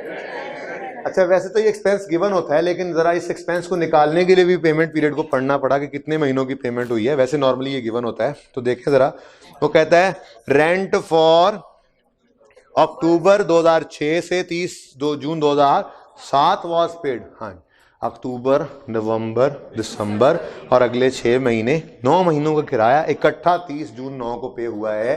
तो ये थोड़ी सी वर्किंग करनी पड़ेगी। इधर देखें, इधर देखें, 3 महीनों का किराया, ये देखें 1000 रहा, अक्टूबर नवंबर दिसंबर का किराया था 1000 पर मंथ। ठीक है, उसके बाद 1 जनवरी से ये किराया बढ़ के हो गया और फिर 30 जून तक 1500 ही रहा। ठीक है जी, कितना बन गया टोटल? 12000 कैश रिकॉर्ड किया। पता नहीं किस अरसे की पेमेंट है वो। ठीक है, इत्तफाकन इस दफा हमें पढ़ते पता लग गया, छोड़ो इस बात को, ये नहीं सोचना किस अरसे की पेमेंट है। ठीक है, आगे बढ़े, ये सही है। Next, rent for July 7 to March 31 2008। छोड़ो पीरियड को, बस ये गिन लो कि हैं कितने मंथ्स। जुलाई, अगस्त, सितंबर, अक्टूबर, नवंबर, दिसंबर, ये 2007 वाले। जनवरी, फरवरी, मार्च, ये कितने बन गए? 9 महीने। कितने बन गए? वॉज पेड ऑन, लो जी 1 जुलाई 2007 हमारे साल में है। छोड़ो जिस अरसे की पेमेंट है, गौर से देखो, ये अब अहम बात, फर्क पड़ने लगा ना जी। हमने नहीं देखा ये कितने अरसे की पेमेंट है, हमने सिर्फ ये देखा कि हमारे साल की पेमेंट है, जेब से पैसा निकल गया इस साल में, तो कैश क्रेडिट और रेंट एक्सपेंस डेबिट। ठीक है, तो एंट्री बोलो रेंट एक्सपेंस डेबिट। ठीक हो गया। ये किस अरसे से कब तक है? 1 जुलाई से। किराया बदल तो नहीं गया था? बदल गया था, 1 जुलाई से किराया हो गया है। लेकिन अगली बात मजे की है कि ये 9 के 9 महीनों किराया कितना रहा? 2000 पर मंथ। तो हमने यहां पर लिखा 2000 इंटू 9, 18,000। किस दिन? 1 जुलाई। लो जी, हमारे साल में पेमेंट होगी, हमने कर दिया रिकॉर्ड इसको। हमने फिर ये नहीं देखा कि कितने अरसे की पेमेंट है, हमारी बला से। ठीक है, क्योंकि स्टेप 3 में जो कैश, स्टेप 2 में जो कैश रिकॉर्ड करते थे हम, उसमें हमने लिखा था कि हमने उस पर इग्नोर करना है time period covered by the payment. अंधाधुन, ठीक है जी। बस पेमेंट्स खत्म, आगे तो ईयर एंड है ना अगले बुलेट में। So step 2 is over. अब चलते हैं स्टेप 3 की तरफ। We will calculate closing. अब पता नहीं प्रीपेड है या पेएबल है, छोड़ो, ऐसे समझ आ रहा है पर पता नहीं, फिलहाल अपने स्टेप्स के हिसाब से चल रहे हैं ना। तो हम क्या करेंगे, आखिरी पेमेंट को पकड़ लेंगे, क्योंकि जोड़ लेंगे। पता तेरी औकात क्या है, बता। अगर वो कहे मेरी औकात आपके साल में ही खत्म हो जाती है, तो हम कहेंगे इसका मतलब हमारे साल में क्लोजिंग पेएबल है। पकड़ा हुआ है आखिरी पेमेंट को, पेनल्टी लगा रहे हैं उसको, बता तेरी औकात क्या है, बता, पेनल्टी लगा रहे हैं। अब उसने क्या कहा, मेरी औकात तो अगले साल तक है। अच्छा, तो अपना एसेट बन रहा है, क्लोजिंग में प्रीपेड बन रहा है, ठीक है। चलो आखिरी पेमेंट कौन सी है, ये यकम जुलाई 7, ये इस दिन पे हुई है, यहां ही पर पे हुई है। कितनी 18 टोटल पेमेंट तो है ना 18,000, ठीक है। अब इसको हमने कहा बता अपनी औकात, लगाई 35 को, टिका आगे।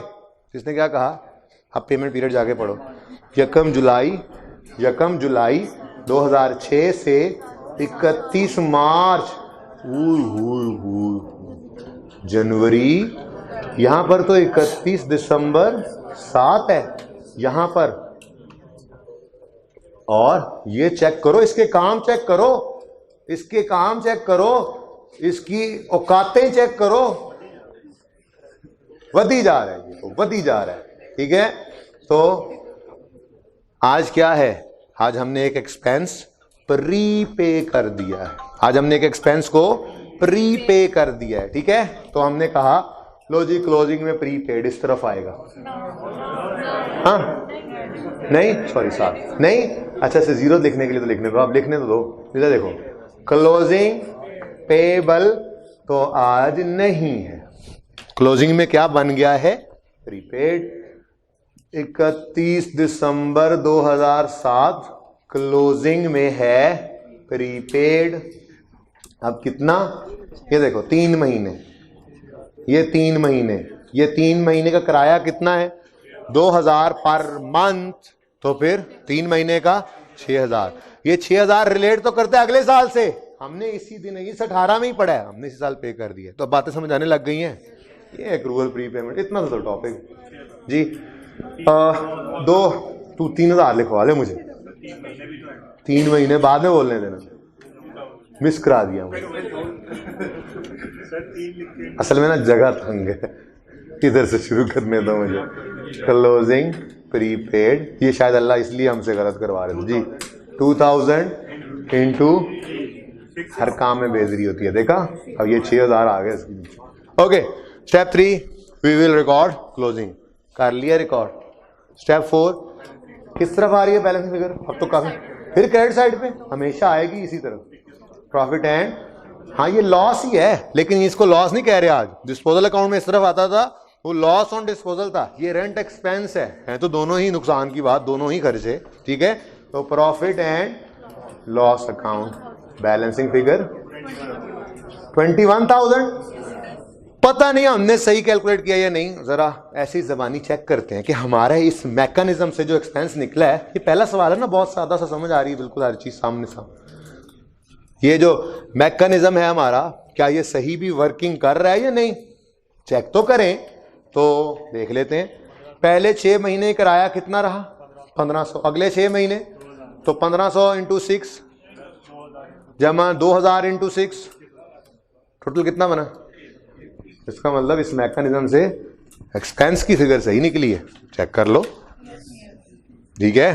तो तरीके तो 2-3 और भी हो सकते हैं, लेकिन हम सब इसी तरीके से किया करेंगे क्वेश्चन, ठीक है। ये बैग ओपन कर लो बेटा, ये तुम ही तो सीने से बैग लगा के बैठे, अच्छा फिर ठीक है, मैं आएगा शायद नस्सन के चक्कर से। ओके, एक्सट्रैक्ट्स की थोड़ी सी बात कर लेते हैं। 2007 में रेंट एक्सपेंस तो कोई नहीं होगा, एक निकल गया, कौन निकला, प्रिय निकला। रेंट एक्सपेंस कितना, 21,000। वो प्रॉफिट एंड लॉस वाली figure he profit and loss में नजर आएगी ना, ये प्रॉफिट एंड लॉस। वो ये रेंट का अकाउंट क्रेडिट और profit and loss account debit, ठीक है। और क्लोजिंग में आज क्या आ गया हमारे पास, प्रीपेड। क्लोजिंग में क्या है, प्रीपेड। तो प्रीपेड तो लाइबिलिटी होती है, एसेट होता है। तो करंट लाइबिलिटीज के बाद कहीं पे करंट एसेट्स नजर आ रहे होंगे, या पहले भी हो सकता है। उन करंट एसेट्स में आपको प्रीपेड रेंट नामी, रेंट प्रीपेड कह दो, प्रीपेड रेंट नामी एक एसेट नजर आएगा। नामी ग्रामी एसेट है ये, बड़ा 6000 इसकी वैल्यू हो गई। पिछले साल कोई प्रीपेमेंट नहीं थी, इस साल कोई पेबल नहीं रहा। ये एक सवाल, एक ही चीज़ है, वरना बहुत सारे एसेट्स लायबिलिटीज होते हैं। तो प्री पेमेंट्स ओपनिंग में भी पड़े होते हैं, क्लोजिंग में भी पड़े होते हैं, ठीक है। एक ही प्रॉपर्टी के एक ही वक्त, मैंने कहा था पेबल और प्रीपेड हो सकते हैं, कल बताया था ना। एक ही प्रॉपर्टी, एक ही रेंट, मतलब रेंट क्या है, बिल्डिंग्स का रेंट है। हमने 10 बिल्डिंग किराए पे ली हुई, 6 बिल्डिंग्स को प्री पे करते हैं, 4 का पेबल होता है। तो एक ही टाइम पे एक बिल्डिंग प्रीपेड भी, इसी अकाउंट में प्रीपेमेंट भी आ सकती है, एक्रूवल भी आ सकता है, ठीक है ना। रेंट का अकाउंट है, रेंट ऑफ फलाना बिल्डिंग का अकाउंट तो नहीं बन रहा ना, ठीक है। ओके, नोट कर लें।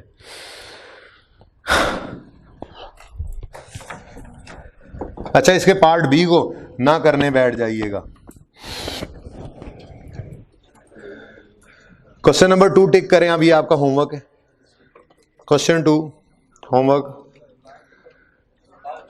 हाँ प्रैक्टिस क्वेश्चन 2 होमवर्क है। अब सिर्फ होमवर्क डिस्कस कर रहा हूं, टाइम खत्म हो गया। 2-3 मिनट में 2-3 बातें बतानी है।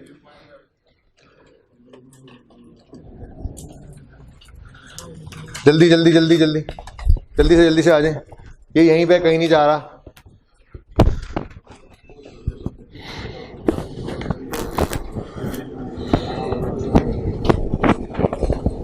होमवर्क ही नहीं करते तुम।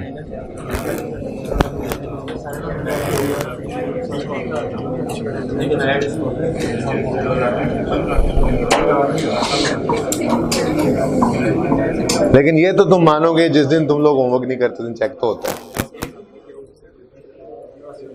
तारिक साथ तो यही होता है, तो रोज होमवर्क करके आता है। जिस दिन नहीं करता मैं सिर्फ उस दिन चेक करता हूं, है ना तारिक।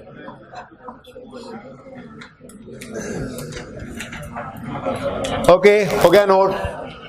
सुनिए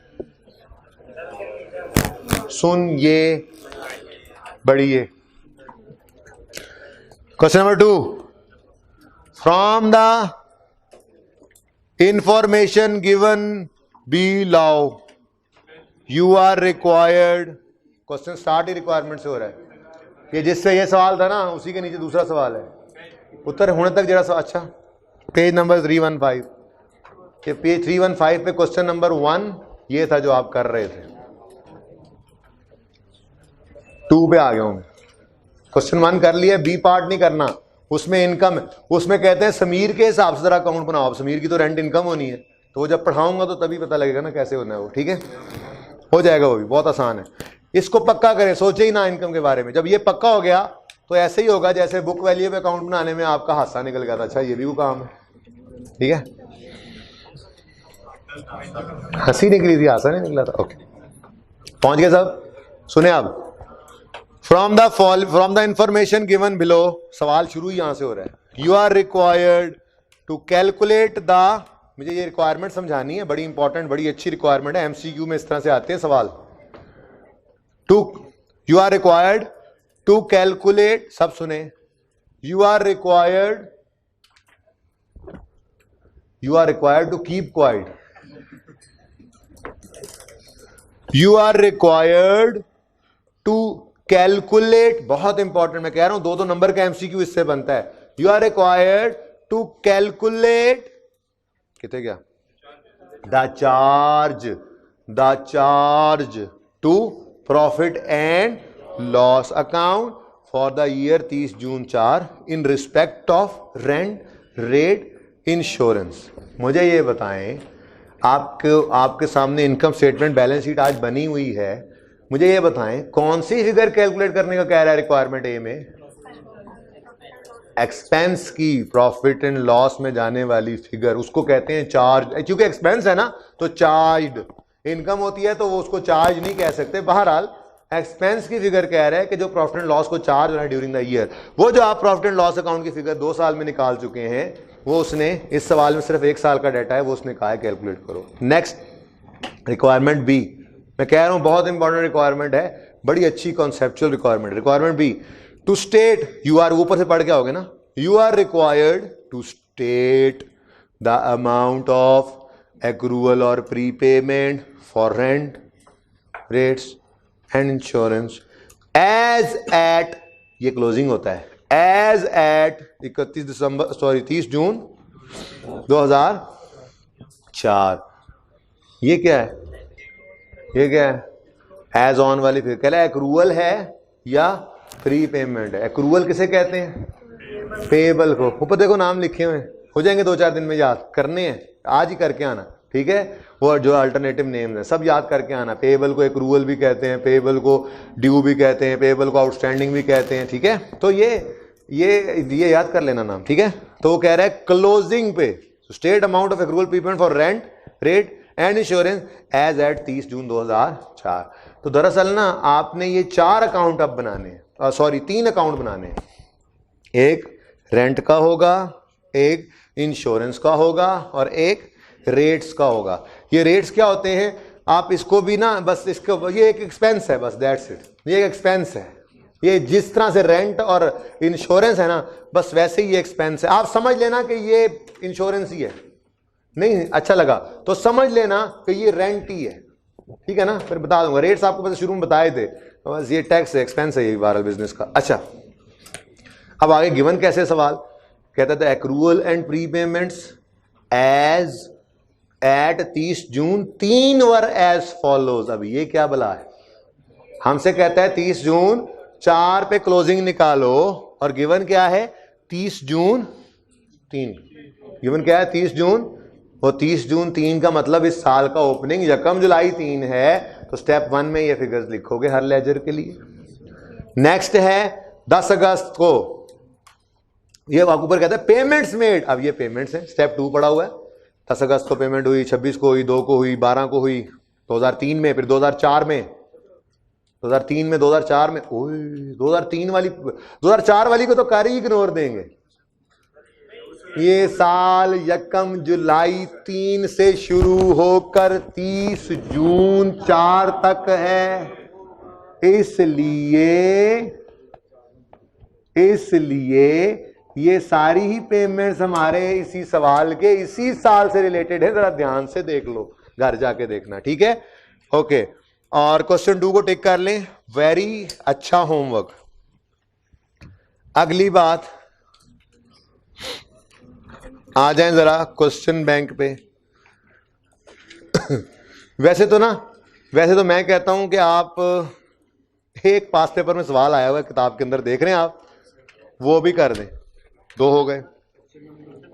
question number 1 and only, pass paper उसमें एक ही है, 1 एंड ओनली।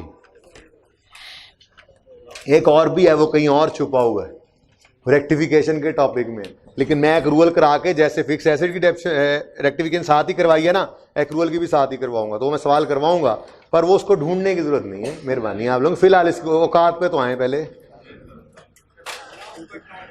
आपकी मतलब कहने का मतलब आप अपनी औकात पे तो आए, आपको पता नहीं आपकी औकात क्या है, ये नहीं है। अगली बात, क्वेश्चन बैंक 1 उससे भी ज्यादा इंपॉर्टेंट सवाल है। तो 3 सवाल हैं होमवर्क में। अब क्वेश्चन बैंक 1 का थीम क्या है, सिर्फ वो सुन लें और जाएं घरों को मेहनत करें। यहां पे मैंने होमवर्क लिखा था, पास पेपर कौन सा था, नहीं उधर पुराना IAS 16 का 17 तो हो गया था, 18, 22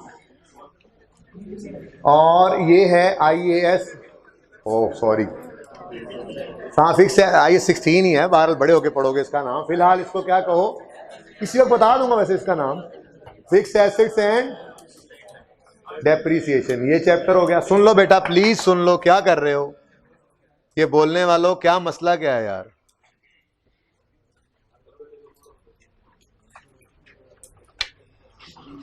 एक्रूवल बेसिस ऑफ अकाउंटिंग का टॉपिक हमारा चल पड़ा है, अब चल पड़ा है, हाँ जी, आज चल पड़ा है सही मानों में। प्रैक्टिस सेट 2 है, पास पेपर नंबर 1 एंड ओनली, और क्वेश्चन बैंक नंबर 1। अच्छा सुने, क्वेश्चन बैंक 1 बहुत इंपॉर्टेंट क्वेश्चन है, ये आपको तैयार करेगा फाइनल अकाउंट के सवाल के लिए। कल ऐसे ना जहमत दीजिएगा मुझे कि 15 मिनट मुझे बहस करने में लगे, और मैं टेस्ट को तो शायद बाद में डिस्कस करूंगा, पहले मैं आते ही क्वेश्चन बैंक को डिस्कस करूंगा। क्वेश्चन बैंक में ट्रायल का एक्सट्रैक्ट है, बस इतनी सी बात याद रख लो, ये मैं प्रूव करूंगा विद लॉजिक्स, लॉजिक के बगैर इंशाल्लाह कोई चीज नहीं छोड़ूंगा। लेकिन फिलहाल तो आज जा रहे हो ना, अब जाते जाते सुनते जाओ। लिख लो क्वेश्चन बैंक 1 पे जाके, ट्रायल में पेड की फिगर पड़ी होती है, ट्रायल में पेड की फिगर पड़ी होती है, यानी कैश पेड, ट्रायल में कैश पेड होता है। ओके, ये बेटा इस किताब में ही है सब कुछ, कभी किताब देखी हो तो 322 पेज पे बेटा। कजन की शादी होगी, तुमसे किताब भी तक नहीं देखी गई।